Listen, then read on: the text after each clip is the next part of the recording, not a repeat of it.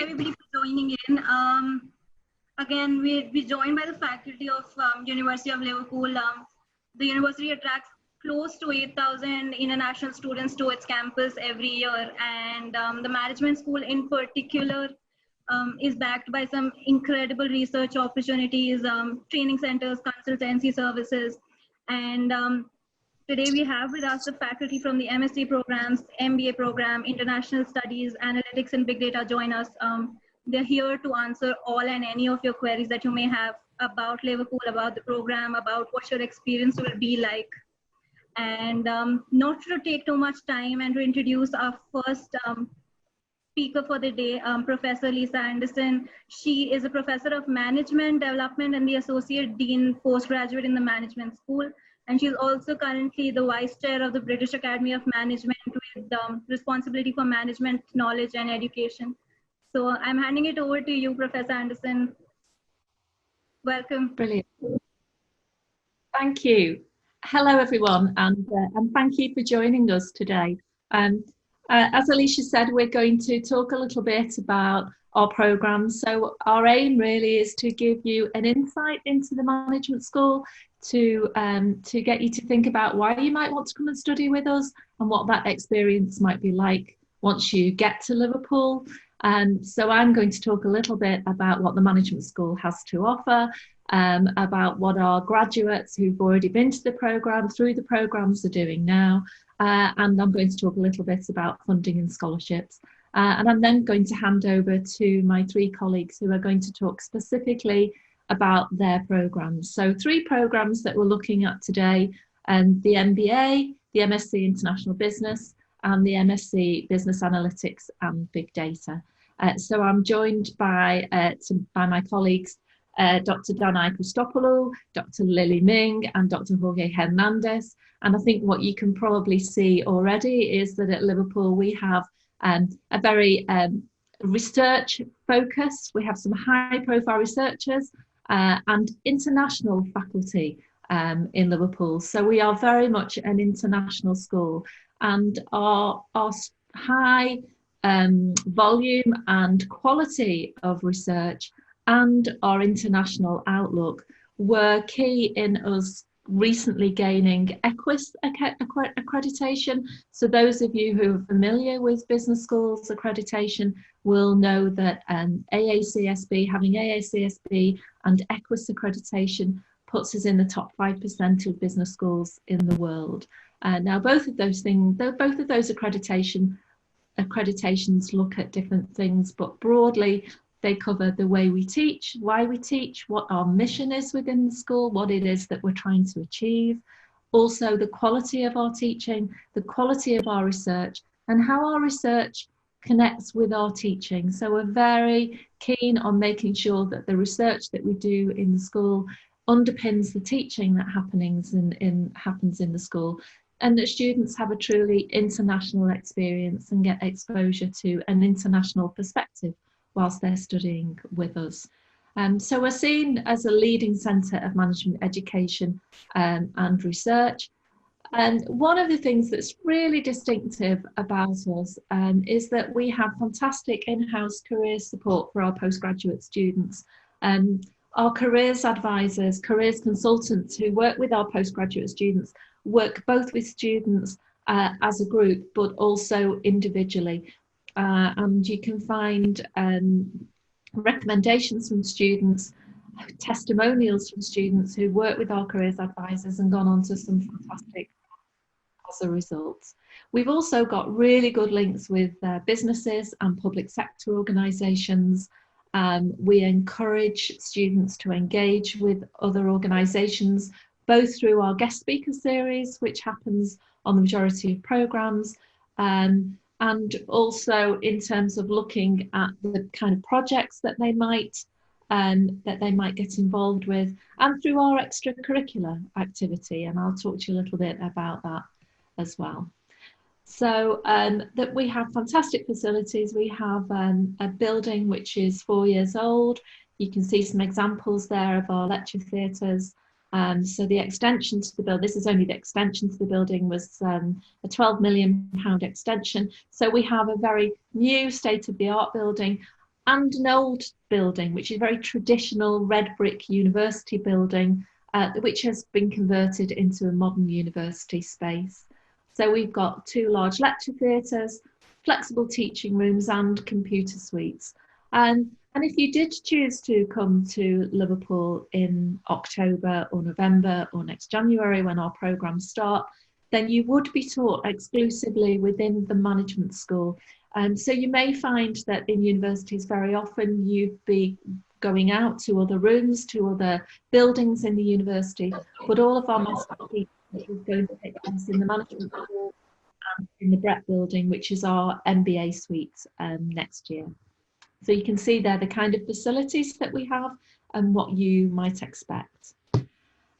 So here are our management MSc programmes, and we are starting our programmes at different times throughout the year in the coming academic year. So the programmes, the management programmes with an October start for 2020 entry are our Master in Management, our MSc in Occupational and Organisational Psychology, our MSc Marketing, and our MSc Sports Business and Management. So those programmes launch in October.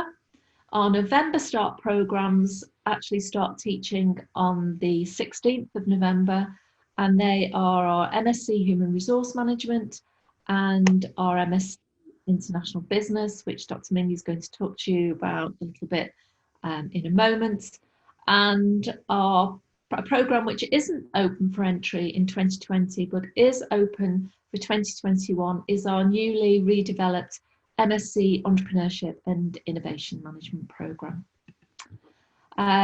So from our specialist MSc programmes, we have an October start for our MSc Project Management and a November start for MSc Business Analytics and Big Data, and Dr. Hernandez is going to talk to you a little bit about that programme shortly, and our MSc Operations and Supply Chain Management. So now we're going to move on to the presentation. So let me just have a look. So yes, we're moving across to Danae. Hopefully you should be unmuted. Sorry. Oh. Perfect. Perfect. Oh, nice. Thank you. So I'm just going to share my screen now so that you can see the presentation. Right. Are we ready? Shall I move on? Yes, perfect. Thank you so much, Danae. Amazing, sure. So hello, everyone. That was quite an entrance. My name is Danae. I'm the Director of Studies for the Liverpool MBA. So if you decide to study with us, you're going to see a lot of me, hopefully, the next year. So why study in Liverpool? We get students, and this program is very popular at the MBA, who either they want either or and, depends on your career aspirations. They want to pursue a more diversified career. They want to change sectors, let's say. So you may used to be an engineer or a pharmacist, and now you want to move in the business sector. The MBA can be the bridge to that. Or you may want to promote in a senior positions inside your company, or find another job in another company, and you want to be more of a strategic, you have a more strategic role in the new company or your existing company. You may want to open up your own business, so an MBA can help you do that. And we actually have a lot of graduates who, after the MBA and during the MBA degree, they started their own business and they're doing great as far as I know. And then of course the MBA degree will give you the opportunity to upgrade and build professional skills such as leadership, team building, presentation, consulting skills, and of course give you more up-to-date knowledge on business subject. Next slide, please. Thank you. So a bit of details for our MBA program. So the Liverpool MBA was ranked amongst the top 100 MBA programs in the world, featuring in The Economist Which MBA Top 100 in 2019. And we also achieved Tier 1 status in the CEO magazine in 2020. So good news for us, good news for you if you decide to join us. The overall structure of the MBA, we have 3 semesters. So in semester 1, you have 6 compulsory modules on a variety of subjects, trying to cover, let's say, all departments inside the company, such as finance, marketing, HR, strategy. In semester 2, you have another set of 6 compulsory modules, but 2 of them are electives. So you get to pick the modules that you want to focus more. And the list is like a very diversified list from marketing modules, innovation, entrepreneurship, big data, analytics. So it's completely up to you which 2 electives you want to pick for the second semester. And in semester 3, you have your final year project. So for that, you can either do a real life project, so a consultancy project with an organization, which will act as your client, or you can do an all-time classic, let's say academic dissertation, and you get the choice. And semester 3, which is pretty much June till September, you work exclusively on your final year project. Now, apart from the subject-based modules, we offer the MBA Catalyst, which is these extracurricular activities. So this includes the MBA masterclasses. So every other week, I would say, so 3 to 4 times per semester, we invite a guest lecturer from the industry. It will be a CEO or a director or a manager in a senior position to discuss and give a masterclass in a contemporary topic at the minute. And then you get the opportunity to interact with our guest speakers and start building your informal and business network, which is very important in business in general. Then we have the MBA careers workshops. So again, 3-4 times per semester, we organize dedicated MBA career workshops. In there, you will improve your employability skills. So we will cover consultancy skills, negotiation skills, conflict management skills, risk management. And then, of course, you can have one-on-one career sessions with our dedicated career advisor and strategize your career. So what you want to do in the next year, or when you see yourself in the next 3 to 5 years, and start planning your career.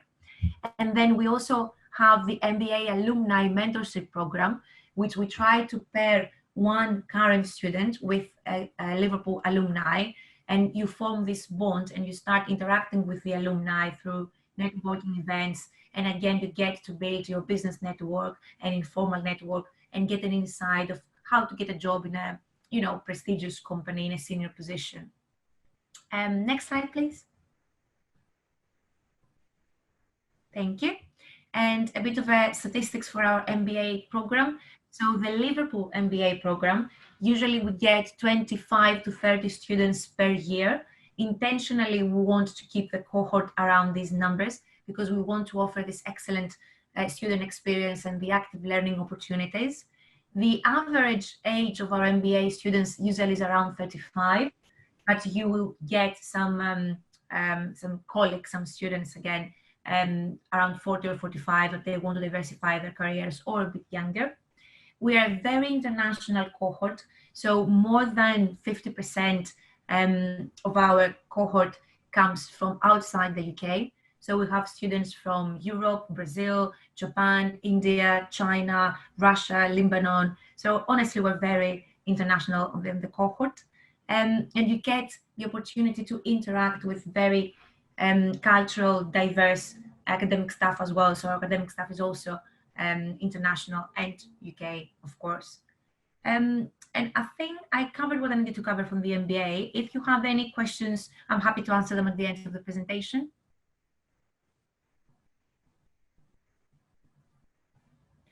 All right. Oh, sorry, Lily. So I was just about to introduce you. So now we're going to move on to our MSc in International Business. Thank you.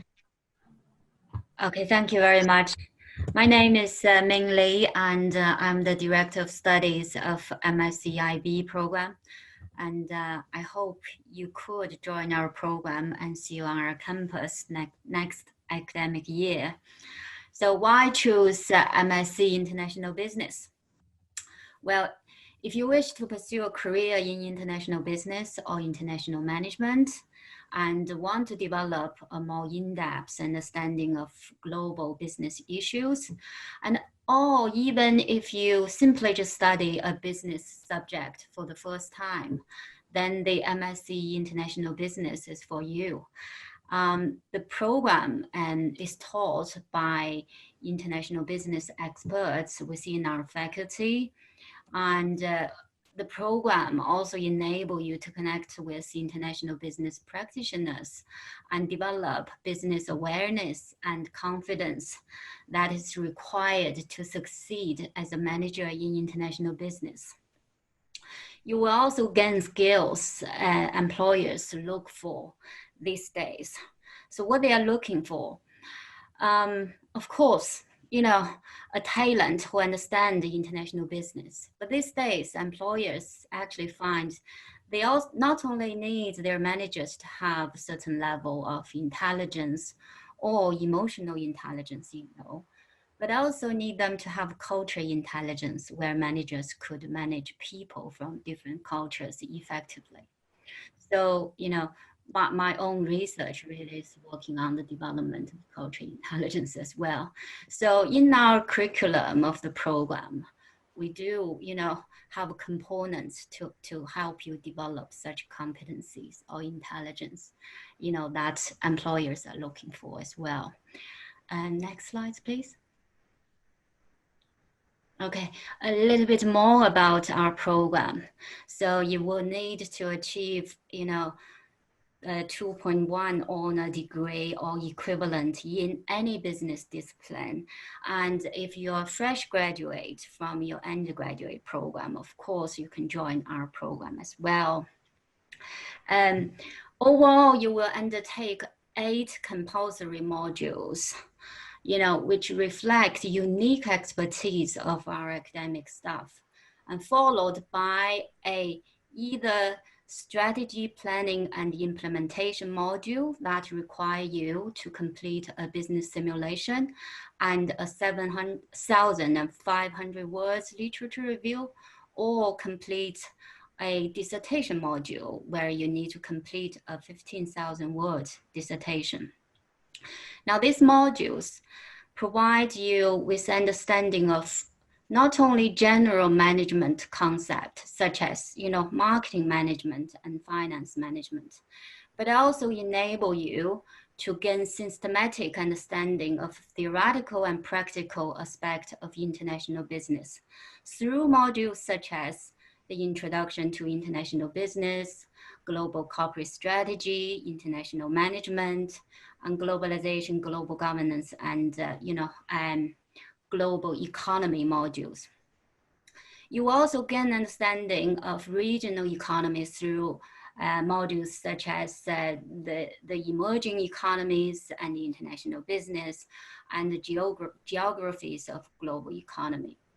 So just give you one example linking to my last point about developing culture intelligence. For example, you will learn cross-cultural management of business activities and people, and also develop, you know, competencies in working and negotiating in teams comprised of people with different languages, cultural, and ethnic backgrounds. And in our program, you will also have guest lectures with international business leaders drawn from multinational corporations and government and private sector agencies that support international business activities of firms.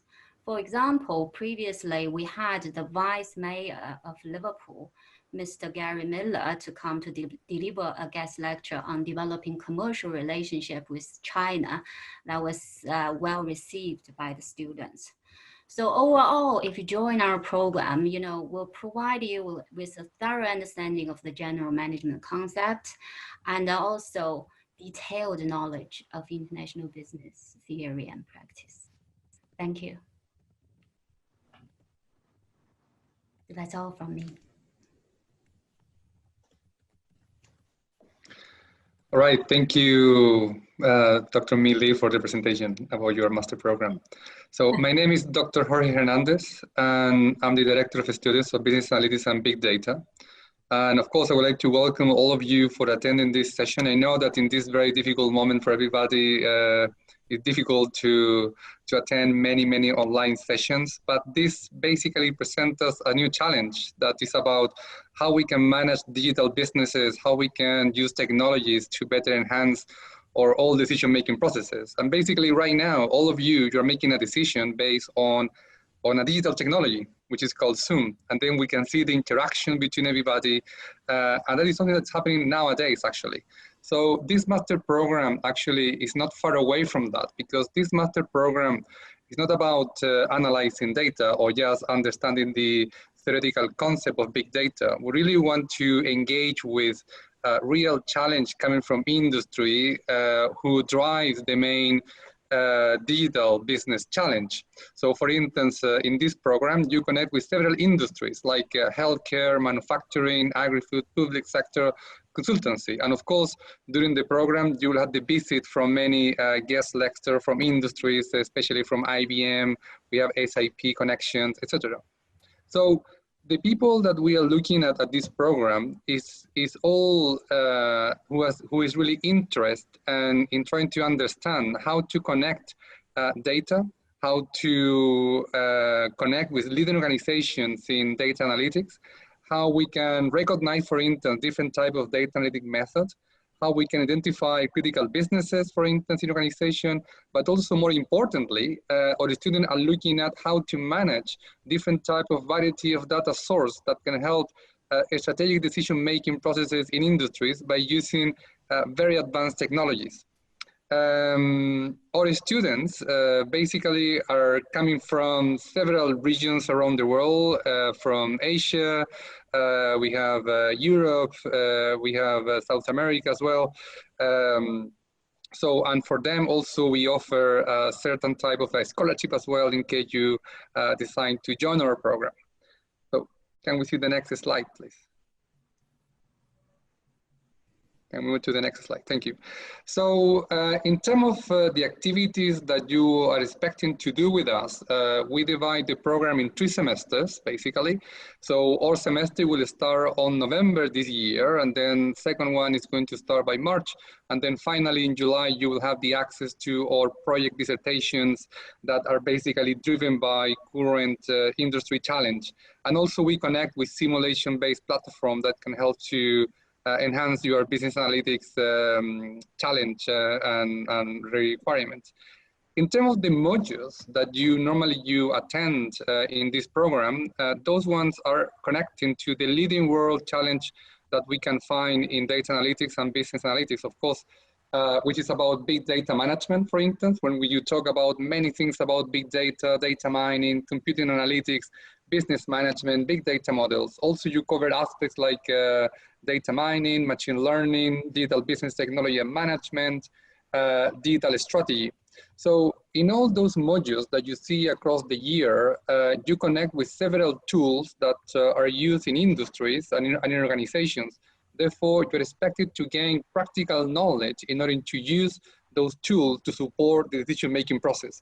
But in addition to all these modules, you have also a high variety of electives that can support the variety of knowledge in case you want to learn more about, for instance, let's say, simulation scenarios, the particular use of technologies, connecting with ERP systems, programming with R or Python, for instance, or try to use Tableau for supporting the visualization of data. So all these tools and all these modules connect with the current challenge that are presented to us to our research field, as was commented initially by Professor Anderson. So we want to give to our students the most up-to-date knowledge based on up-to-date challenge and requirement from industries. Therefore, you are not just joining a program where you will learn the typical knowledge on business analytics and big data, but also you will learn from people, especially academics and researchers who are really working right now in projects with industries, how you can really apply those tools, how you can really use those techniques. So in practical terms, in this program, you will see that we provide a very good combination between the hard and soft views of data analytics, and of course, based on current challenge coming from industries. In general, I would say you are very welcome to attend our program, right? So of course, we are very happy to attend or to receive all your questions, and we will be happy to provide you as many answers as you want, because we want to see you here. We want to see how we can grow together in especially this new digital challenge that the COVID-19 is offering to all of us. So thank you very much. That's it from my side. So you have any questions or how we proceed? Thank you very much for each of your presentations.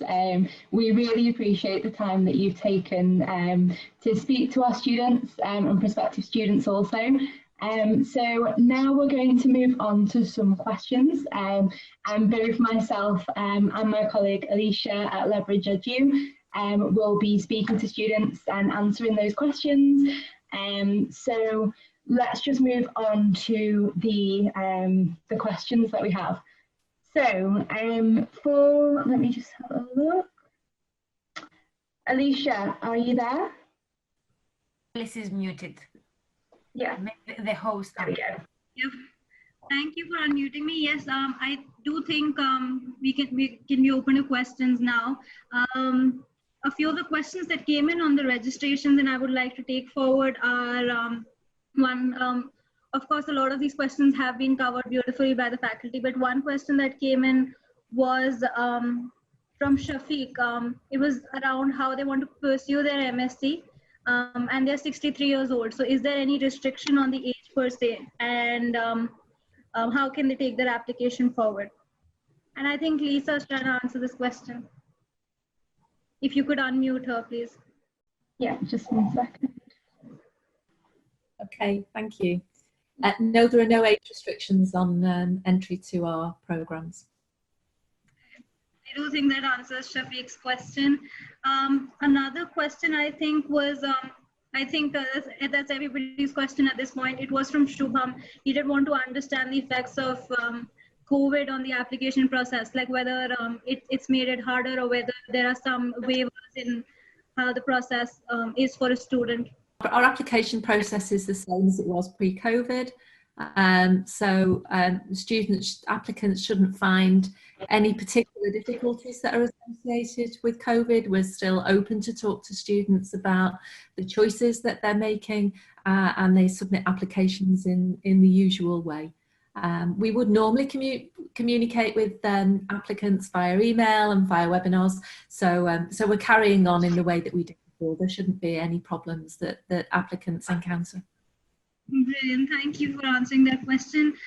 Another question that I see on the chat right now is from Pearl. She's 37 and she wants to do a residential MBA. So let me just get back to the question. If you could give me the second.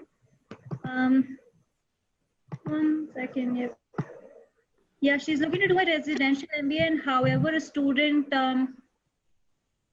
Wow, the question is, however, will a student get a study visa and also can get work visa after the program? So she is 37, she's looking to do a residential MBA, and a question comes from how she's looking to understand whether a student can get a study visa and also can one get work visa after the program. Yeah, of course. So I'll take on this question. So once a student applies to the university, we'll be able to support them with their visa. So you'll require a visa to come and study within the UK. So in order to do that, there's a number of steps that you'll need to meet. So you'll have to have an unconditional offer from the university. And at that point, we would provide you with something called a CAS. And you would need that CAS to apply for your visa. So with the whole visa process, we'll be able to sort of support you through that, and as will the counsellors at Leverage Edu. But in terms of the actual sort of ins and out of the actual working permits and study permits, so you'll be able to come and study within the UK at the University of Liverpool. Whilst you're studying, you'll also be able to get a part-time job. So according to your visa, you'll be able to work for a maximum of 20 hours per week. And so that will give you plenty of time to be able to fulfill a part-time role alongside your studies.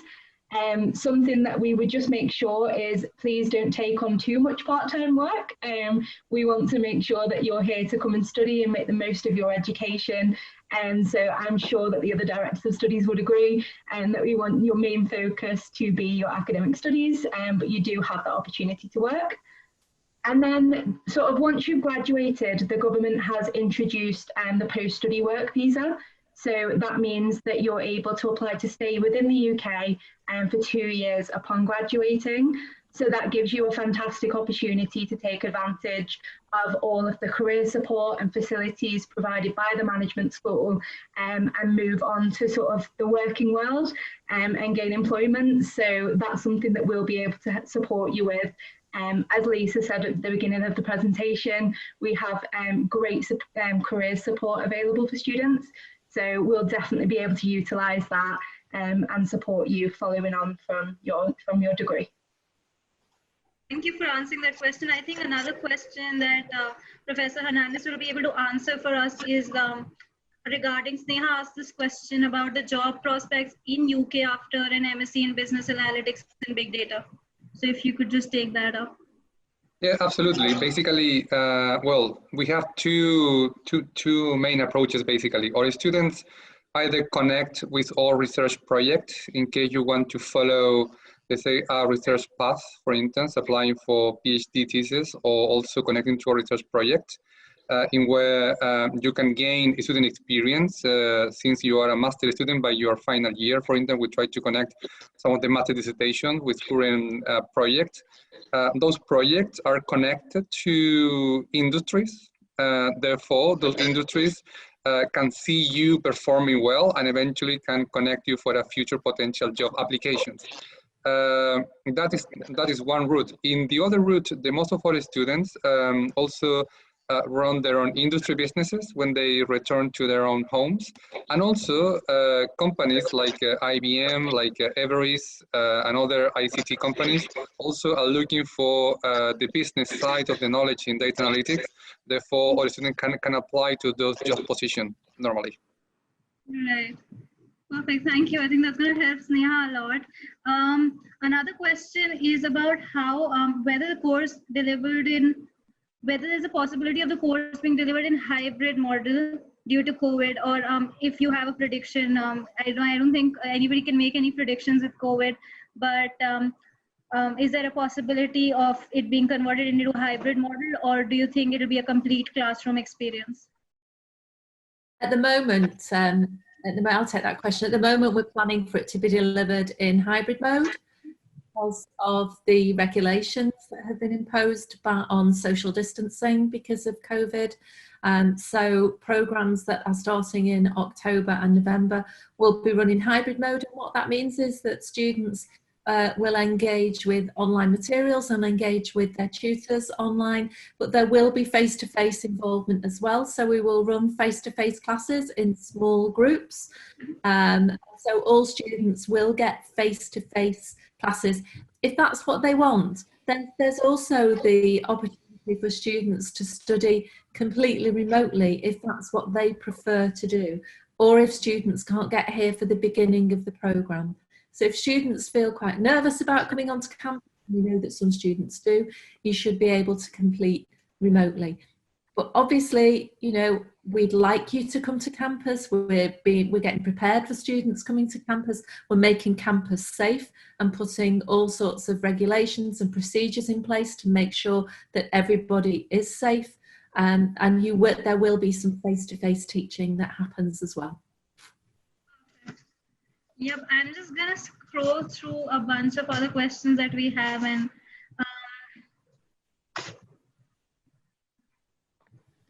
okay, so there's a question that comes in from Sohan. He is asking about what does one need to apply for the September 2021 admissions. So if we can just kind of briefly answer a question about the kind of documents, testing, test results they require for the September 2021 intake. Yeah, of course. I'll take on that question. It kind of links into a couple of the other questions that I've seen also about applications and entry requirements in terms of English language. So I'll quickly go through that now for you. So you can apply online for our courses. So there's an online application portal and it's quite simple to go through. It will take you step by step through each of the things that we need. So typically the documents that we will need is your standard 12 documents, so your transcript or your mark sheet. We'd also like to see your bachelor's transcripts. So with your bachelor's degree, we'll need to see your transcript and your degree certificate. So if you don't have your degree certificate because you haven't graduated yet, that's not a problem at all. You can still submit your application and just send us your certificate once it's been completed and once you receive that. We'd also ask for some references. So typically we would ask for 2 academic references, but for some of our courses, we will consider 1 academic and 1 professional reference. So if you've been sort of working for a number of years and are now thinking about going back to do a master's programme, we'd also consider a professional LOR, so letter of recommendation. And then in terms of English language, each of our courses have specific requirements that students will need to meet to sort of show their efficiency within English language. So the most common thing that we receive is IELTS. So typically our IELTS requirement is 6.5 overall with no less than 6 in speaking, listening, reading and writing. But I would recommend for next year's entry to just always double check our website just in case there are any updates on the programmes. But something to also bear in mind for our students from India, we do actually also accept the standard 12 English score for the majority of our programmes.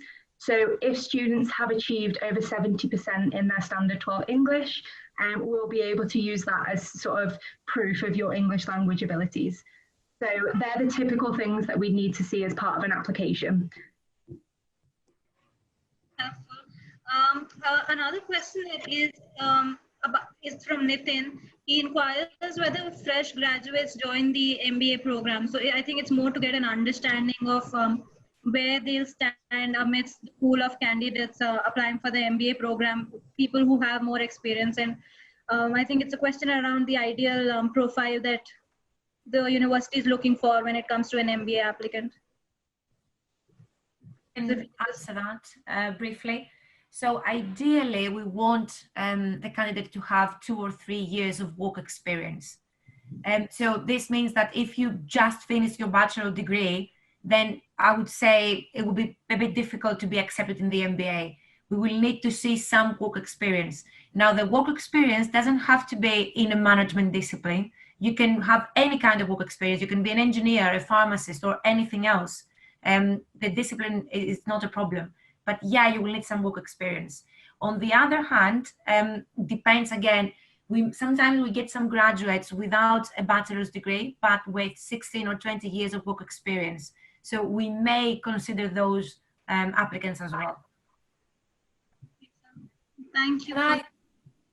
Can I comment there that if there are applicants who are interested in a general management programme and they're coming straight from undergraduate and they don't have that work experience, then we do have a Master in Management programme which covers broadly all of the same areas as the MBA. So it's a general management programme. So if you're coming straight from undergraduate, that's the programme that you should be looking at rather than the MBA.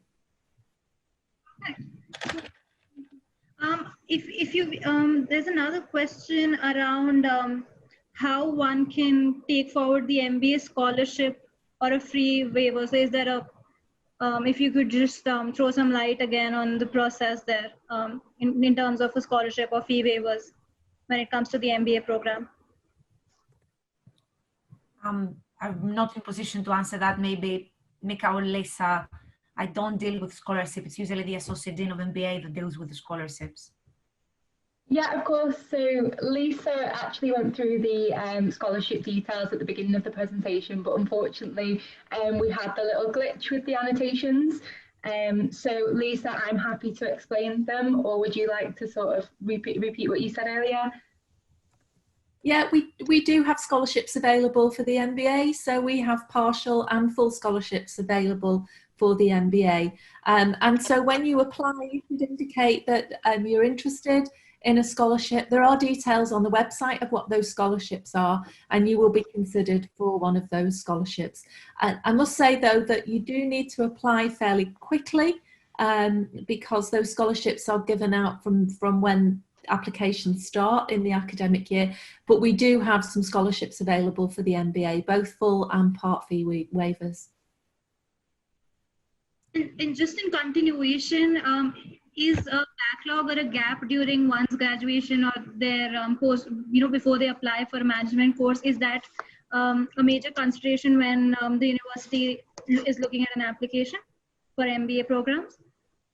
So what do you mean exactly? So you were studying and then you paused your studies, you went out to work and you returned to your studies, or not at all? Yep. So this question comes from Nitish. It goes on to say that, is a backlog or gap during graduation considered as one of the criteria for selection for the MBA program? So how much impact does that have? I would need some extra clarification on that. So is it like you left university and you're working now, or you stopped for a while and then you went back? I will need some clarification on that if you don't mind.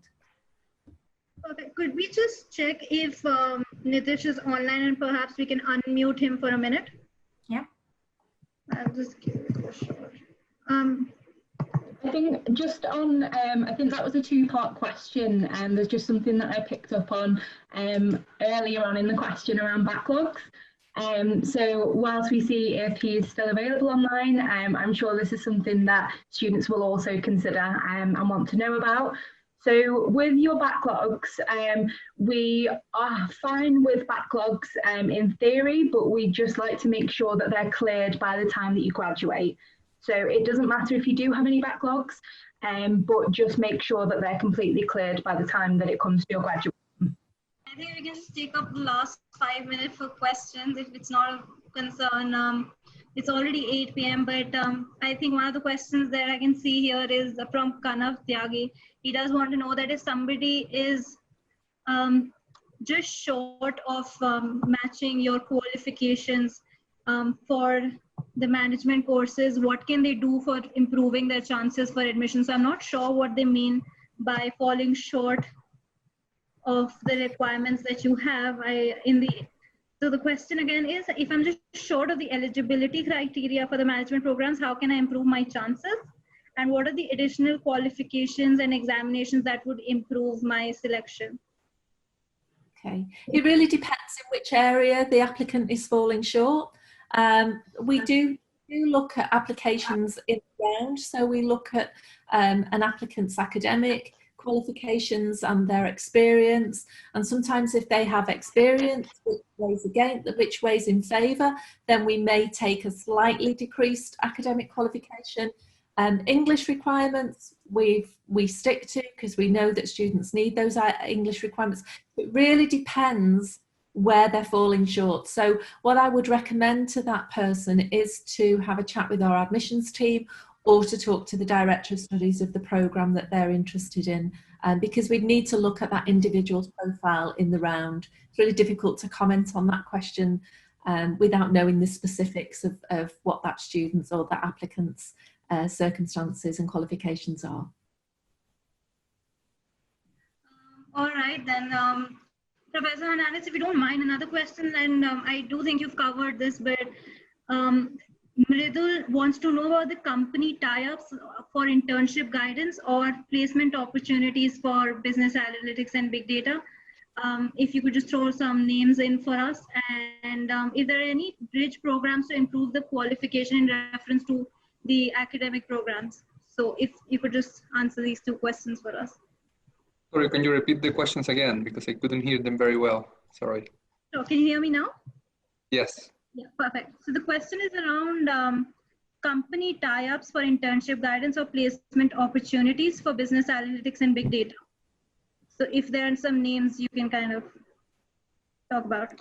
Well, I think that the university itself, it offers many type of internship possibilities. It's not only for business analytics and big data, so that is open to all the programs.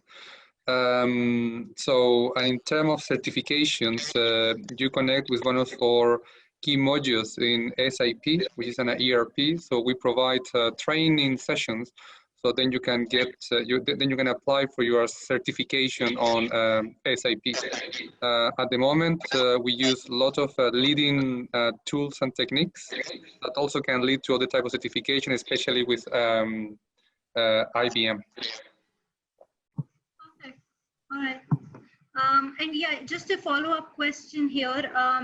Does the program help individuals to secure jobs in the fintech industry particularly? This program, you mean? Yes. Well, as I said, like any program at university, we cannot secure jobs after you do our program. What we can do is that we can open the doors to our students to connect with many industries. Therefore, the possibilities of getting a job is higher. But of course, getting a job or not is always upon the student and their application process and the industry itself. But of course, from our point of view, it's much better to do our programs. Therefore, you connect directly with those industries quickly and easily. Right. Okay, thank you so much. Can I just add to that, that if somebody is particularly interested in FinTech, we are planning to launch an MSc FinTech program next year, but that won't launch until autumn 2021. All right. Okay, we'll take note of that. I think we've already exceeded the time, so thank you so much for joining in and answering all these questions so patiently. If any of the students online are looking to apply to the University of Liverpool, you could do so by contacting our team of coaches or by contacting the university through their website. And we'd love to see some of you join the university for their upcoming intake or 2021. For the faculty joining us today, thank you so much for taking out the time. It's been incredible. So thank you. And yes, that brings us to the end. We'll be uploading the recording of this webinar on our social media handles soon. So in case there's something you missed out on, you could view it there. Yes, thank you. Thank you. Thank you. Thanks, Alicia, for hosting. Thanks, everyone, for coming. Thank you. Take care. Thank you. Bye-bye. Bye. Bye-bye. Take care.